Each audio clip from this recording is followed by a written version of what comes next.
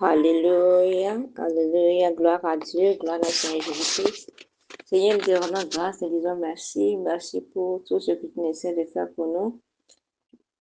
Dieu Tout-Puissant, Dieu trois fois saint, l'alpha, l'oméga, celui qui était, celui qui est, qui sera pour toujours. À toi la gloire, à toi la louange, à toi l'honneur au plus haut des cieux. Seigneur, nous nous abandonnons à toi, Seigneur Jésus-Christ. Viens prendre le contrôle ce matin. Toi qui as permis qu'on soit là. Nous ne sommes pas à l'hôpital, nous ne sommes pas en prison, Seigneur. Mais nous sommes réveillés encore saints et saufs, Seigneur Jésus-Christ.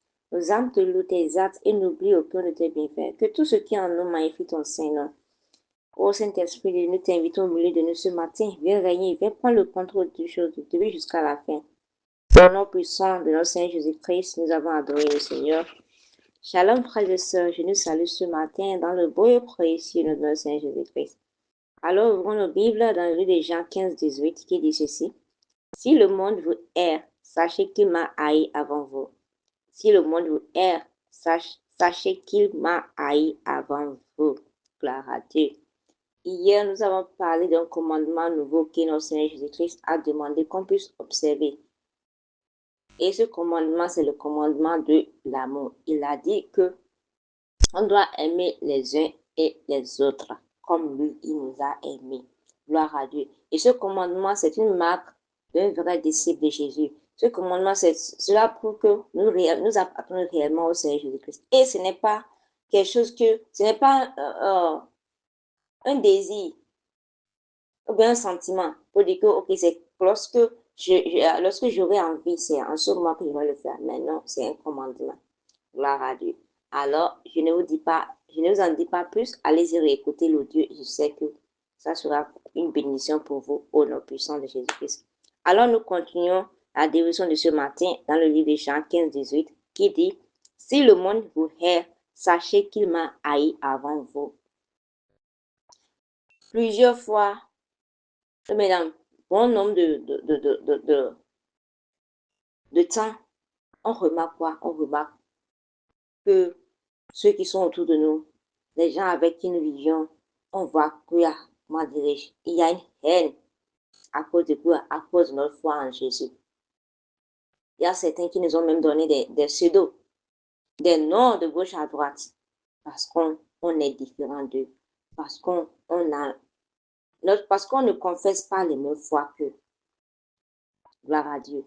Ce verset est venu comme un confort pour tous les enfants de Dieu qui sont en train de passer par toutes ces choses-là.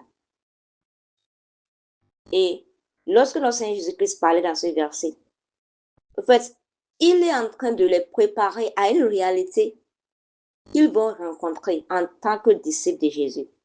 Et nous-mêmes, on doit savoir que ce verset, ça nous parle aussi. Parce que nous sommes ses disciples. Gloire à Dieu.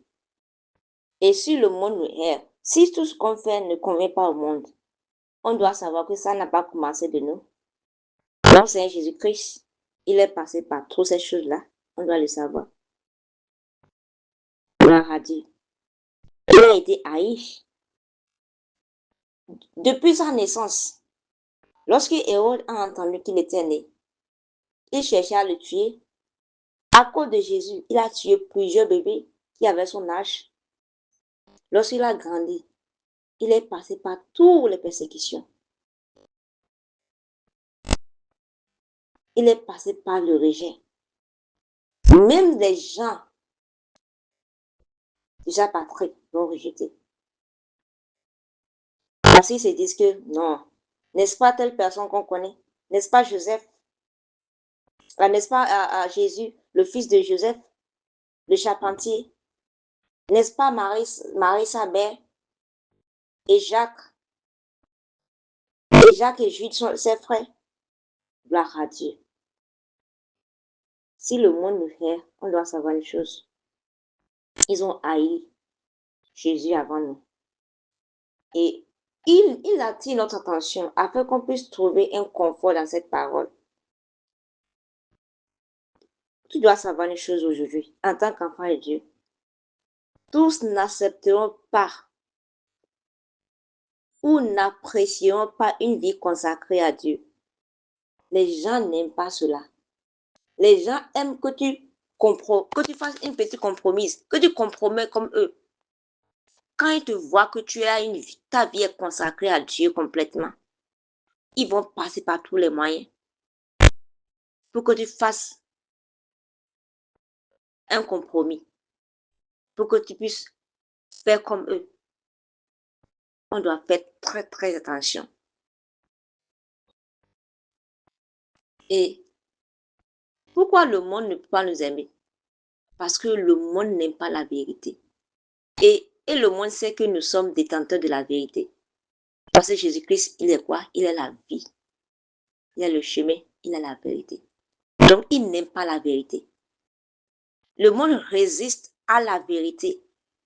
Parce que quand la vérité vient, ça fait quoi? Ça remet en question tout ce que le monde fait, les modes de vie, les habillements, tout ce qu'ils font. Gloire à Dieu. Et le monde n'aime pas ça. Voici que lorsque la lumière vient, les ténèbres se dissipent. C'est pourquoi les ténèbres n'aiment jamais quand la lumière vient. Parce qu'il sait que quand la lumière vient, que tout ce qui est caché sera exposé. Gloire à Dieu. Alors, en tant qu'enfant de Dieu, connaissant cette vérité et sachant que notre Seigneur Jésus-Christ lui-même, il est passé par toutes ces choses-là, on ne devrait pas être surpris. Lorsque les gens nous critiquent, lorsque les gens s'opposent à nous, lorsque les gens nous rejettent à cause de notre foi, on ne devait pas être surpris. Au contraire, on doit regarder à Jésus que, lui-même, il est passé par toutes ces choses-là. Il est passé par les rejets. Les gens l'ont insulté. Les gens l'ont persécuté. Les gens l'ont craché dessus. Les gens l'ont appelé même Belzéboul. Ils l'ont appelé par tous les noms. Gloire à Dieu. Mais il n'a pas regardé à cela. Mais lorsque les gens l'insultaient, lorsque les gens disaient, oh, lui, il s'en foutait, lui, il continuait sa mission. Parce qu'il était un missionnaire sur terre. Il était là pour une mission. Il savait que s'il écoutait les bruits, il ne pouvait jamais accomplir ce pourquoi il était venu. Je vous assure tout. S'il devait répondre à toutes les provocations, c'est qu'il ne pourra même jamais atteindre l'objectif pour lequel il était venu sur terre. Gloire à Dieu. Des personnes qui n'atteignent même pas ces chevilles. Ils font des autres, mais ils gardent son calme. Au lieu de riposter, des fois, ils choisissent de ne même pas parler. Des fois, il ne répond pas à la parole de Dieu et puis il continue son chemin. Gloire à Dieu. Et cela devrait nous apprendre. La vie de Jésus devrait être un témoin vivant pour nous, les enfants de Dieu. Parce que nous sommes dans un monde qui est comme ça aussi. Nous sommes dans un monde qui est rempli des pharisiens, des sadducéens, des docteurs de la loi, qui aiment, ils aiment charger des fardeaux lourds aux autres, mais ils ne veulent pas les porter. Est-ce que tu as vu comment Jésus-Christ répondait à toutes ces personnes? Il n'a jamais laissé que ce qu'ils font ait d'impact sur lui, et sur sa mission. Nous-mêmes, en tant qu'enfants de Dieu, on doit savoir que nous sommes des missionnaires sur terre. Et il y aura des bruits.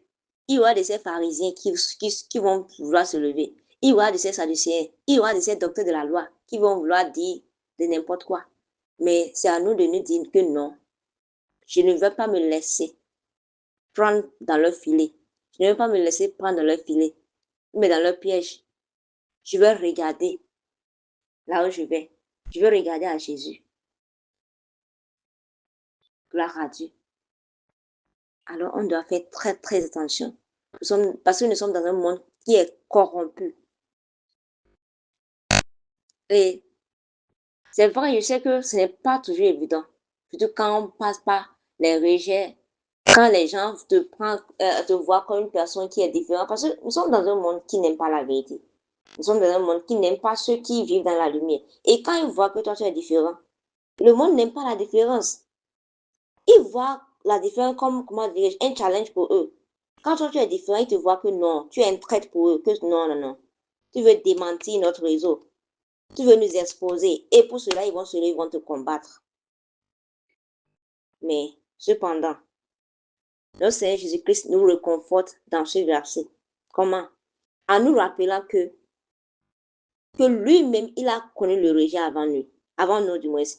Et il comprend nos luttes, il comprend nos souffrances, il comprend nos difficultés.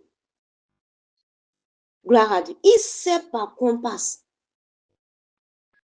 Nous n'avons pas un souverain sacrificateur qui n'est pas passé par tout, qui n'a pas éprouvé aussi toutes les douleurs qu'on éprouve. Ce souverain sacrificateur, lui, il est rentré dans le sein des saints. Il est passé par tout ce que nous on a traversé. Il s'est chargé de nos peines.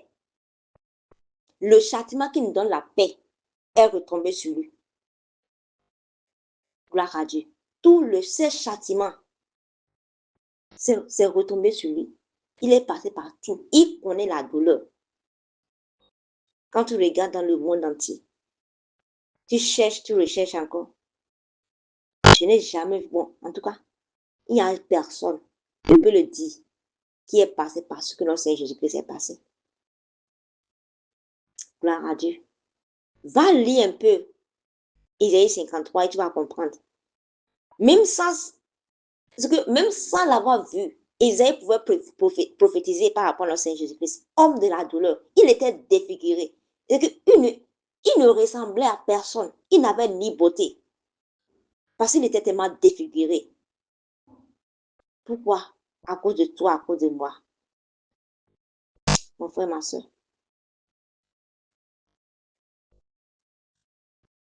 Regardons à Jésus. Il ressent nos douleurs. Il ressent nos douleurs. Est-ce que tu peux comprendre une personne qui est vivante, qui n'est pas encore morte, qui soit en train de le clouer sur place? Tu connais la douleur, cette douleur-là. Il ressent. Quand on nous persécute à cause de lui, à cause de notre foi, il ressent ça. Il sait.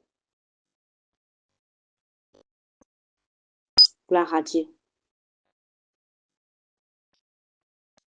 Et lorsque nous rencontrons, peu importe ces difficultés qu'on peut rencontrer à cause de Jésus, peu importe ces persécutions, on doit savoir une chose. Nous ne sommes jamais seuls. Parce qu'il marche avec nous. Il nous fortifie dans chaque épreuve. Il a dit que même si nous traversons la vallée de l'homme de la mort, il est avec nous. Même si nous traversons les eaux profondes, ça ne va pas le submerger. Gloire à Dieu. Oui, je peux le dire autrement parce qu'il était arrivé un moment où comment dirais-je, le rejet était là. J'avais été rejeté, abandonné par tout le monde. Ma famille, ma soeur, mes bien-aimés. Mais Jésus-Christ il ne m'a jamais abandonné. Il était toujours avec moi. Il est encore avec moi. Il sera toujours avec moi. Parce que lorsque tu décides de rester avec Dieu, même si tout le monde t'abandonne, je t'assure tout, il est toujours là. Il dit que même si, elle dit, est-ce qu'une mère peut abandonner son enfant qu'elle allait? Il a d'abord posé la question. Il a dit que même si cela, il y a des mères qui abandonnent, il y a des mères qui accouchent et vont jeter. Il dit que même si cela se passe, que lui ne va jamais t'abandonner. Parce qu'il a écrit quoi? Ton nom, mon nom sur la paume de ses mains. Quel Dieu, quelle grâce d'avoir un tel Père qui est compatissant, un Père qui est aimant, un Père qui nous aime plus que nous-mêmes. Gloire à Dieu. Tu ne sais pas par quoi tu passes. Tu ne sais pas les rejets que tu as reçus à cause de ta foi. Je ne sais pas les persécutions que tu as reçues à cause de ta foi. Mais laisse-moi te dire, n'abandonne jamais. S'il y a une chose que je veux te dire, Dieu n'abandonne jamais ceux qui tiennent debout jusqu'à la fin. Il a dit que la fin de tout cheveux, mais que son commencement, c'est vrai. Mon frère, ma soeur, c'est vrai. Si toi, tu te tiens ferme, tu dis que non, peu importe ce que vous allez me faire, peu importe ce que je vais subir, je suis avec Jésus. Il va se lever à cause de toi. Il va combattre tous tes ennemis. et la victoire sera pour toi. Gloire à Dieu. Alors, tu dois savoir une chose, que notre but en tant qu'enfant de Dieu, ce n'est pas de rechercher l'approbation du monde. Non, ce n'est pas de rechercher l'approbation du monde, mais c'est de rester fidèle à Dieu, en demeurant ferme dans notre foi. Et lorsque nous demeurons fermes dans notre foi, nous devenons des lumières dans un monde obscur, montrant aux autres l'espérance et le salut que l'on trouve en Jésus-Christ.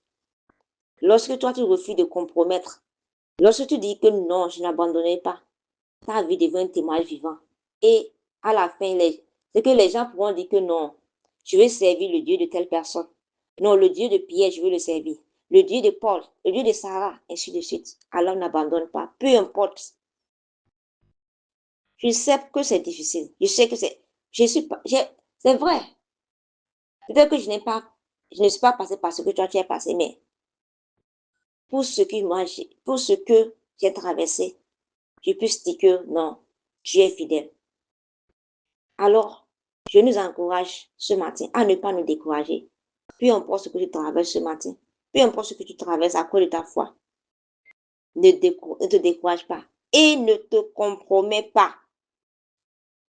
Continue de marcher dans l'amour, la vérité et l'obéissance, en sachant que Dieu voit ta fidélité et récompensera en ton temps. Au moment opportun, tout ce que tu as fait, tout ce que tu fais à cause de Dieu, tout ce que tu subis, tu seras récompensé. Alors n'abandonne pas. Décourage.